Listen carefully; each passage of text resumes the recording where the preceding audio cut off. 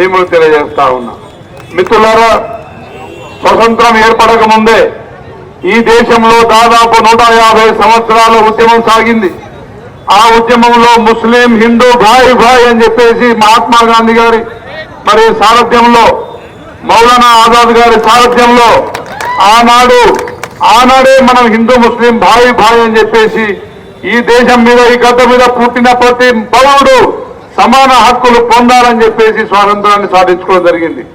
స్వాతంత్రం ఏర్పడిన నాటికి బ్రిటిష్ వాళ్ళ విభజించే పాలనకు దేశమంతా అస్తవ్యస్తమై దేశ ప్రజలందరూ మరి విభజనకు గురై ఆనాడు ఇబ్బంది పడుతున్న పరిస్థితులలో మరి మహాత్మా గాంధీ గారి శాంతియుత చర్చలతోని మళ్ళీ ముస్లిం హిందూ భాయ్ భాయ్ అని చెప్పేసి ఒక నినాదంతో దేశంలో భిన్నత్వంలో ఏకత్వం అని చెప్పేసి నినాదంతో మనం ముందు సాగినాం. అలాంటి భిన్నత్వంలో ఏకత్వం అని చెప్పేసి ఆనాడు బాపు మహాత్మా గాంధీ గారు నినాదంతో అందరినీ ఏకం చేస్తే ఈ రోజు దేశంలో మళ్ళీ ఏకత్వంలో భిన్నత్వాన్ని సృష్టించే పనులు, కుట్రలు జరుగుతూ ఉన్నాయి.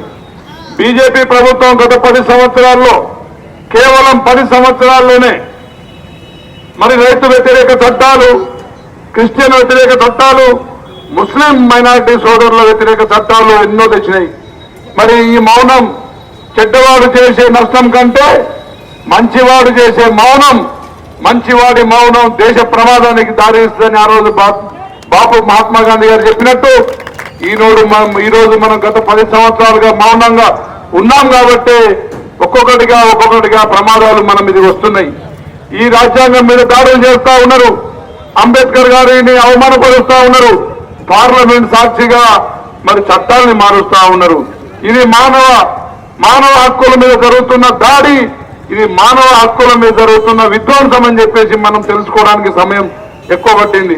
మిత్రులారా, ఇప్పటికైనా ఏకమైనా ఇకపైనైనా బీజేపీని దించితే గాని ఈ దేశంలో మత సామరస్యం గాని శాంతి గాని మనం నెలకొల్పలేమని చెప్పి తెలియజేస్తా ఉన్నా. మిత్రులారా, ఈ దేశంలో 60 సంవత్సరాలు చేసిన అభివృద్ధిని విస్మరిస్తూ, విమర్శిస్తూ, పబ్బం గడుపుకుంటూ, కాలం గడుపుకుంటూ, విదేశాల్లో తన ప్రలోభాలని చూపించుకుంటూ ఇక్కడ మాత్రం ఒక సామాన్యుని ఆర్థికంగా, సామాజికంగా, రాజకీయంగా దెబ్బలు తీసే కుట్రలు జరుగుతూ ఉన్నాయి.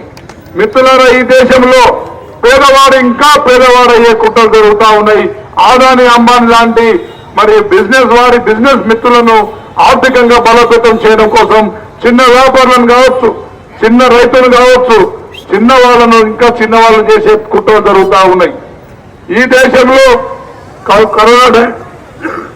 కోవిడ్ టైంలో అంబానీ ఆదాని ఆస్తులు పెరిగినాయి కానీ ఏ పేదవాడైనా కనీసం పూట గడుపుకోవడానికి కూడా ఇబ్బంది పడే పరిస్థితి సృష్టించింది ఈ ప్రభుత్వం.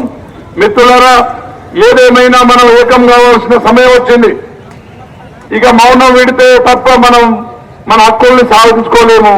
ఆర్థికంగా పెరుగుతున్న విధ్వంసం కావచ్చు, దేశంలో పెరుగుతున్న నిరుద్యోగత కావచ్చు, అదేవిధంగా మానవ హక్కుల విధ్వంసాలు కావచ్చు, ఇవన్నిటినీ మనం అరికట్టాలంటే బీజేపీని, ఆర్ఎస్ఎస్ ని బొంద పెట్టాల్సిందే అని చెప్పి తెలియజేస్తా ఉన్నా. మిత్రులారా, ఈ దేశంలో మళ్ళీ మన చరిత్రను, మళ్ళీ మన సంస్కృతిని, బ్రాహ్మణ వ్యవస్థను మరి ముందు తీసుకెళ్లే విధంగా కుట్రలు జరుగుతూ ఉన్నాయి.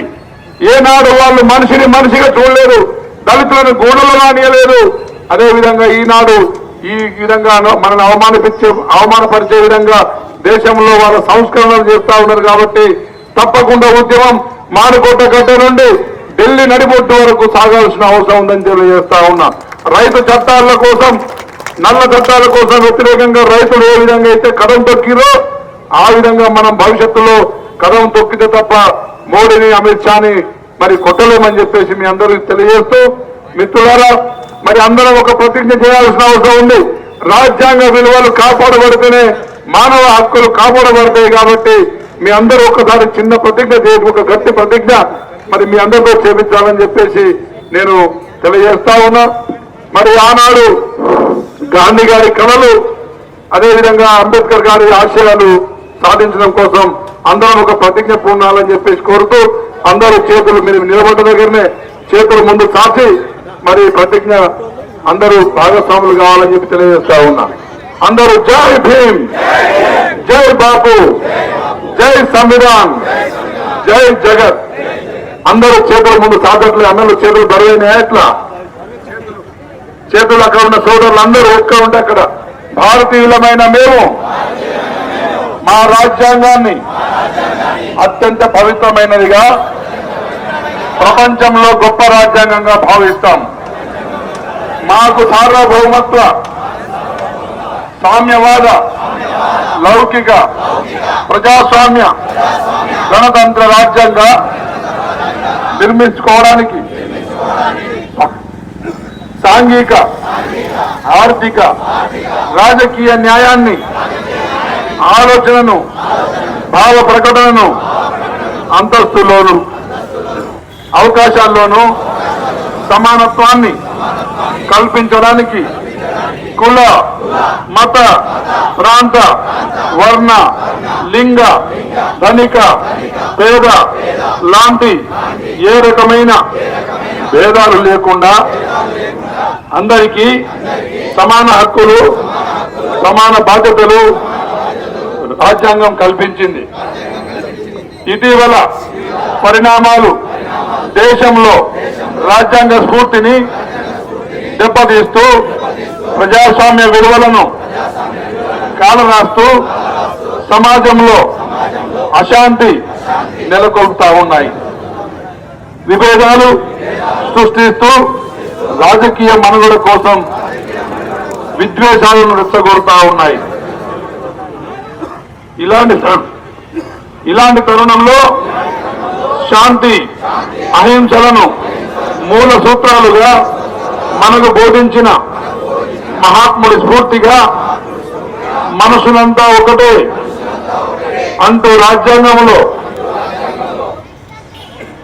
అందరికీ సమాన హక్కులు కల్పించిన డాక్టర్ బాబాసాహెబ్ అంబేద్కర్ గారి